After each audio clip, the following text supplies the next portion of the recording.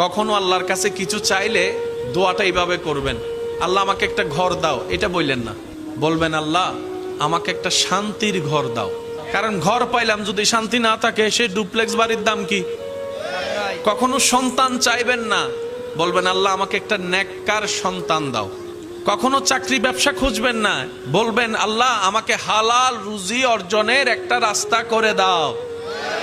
কারণ আপনার যদি সন্তান সন্ত্রাস হয়ে বসে, বাপদাদা 14 গোষ্ঠীর ইজ্জত, এই সন্তান হওয়ার চাইতো। আমি কি বুঝাতে পারছি কথা? এবার দেখেন আল্লাহ এমন দয়াবান, যারা নামাজ পড়ে তাদেরকেও দেয়, যারা নামাজ পড়ে না তাদেরকেও দেয়। কিন্তু দুই দেওয়ার মধ্যে পার্থক্য আছে। যারা আল্লাহ শুকরিয়া করে তাদেরকে আল্লাহ বাড়িয়ে দেয় এবং পরকালের সওয়াবও দেয়। এটা সবাই পায়? এটা সবাই পায়? তো এমন একজন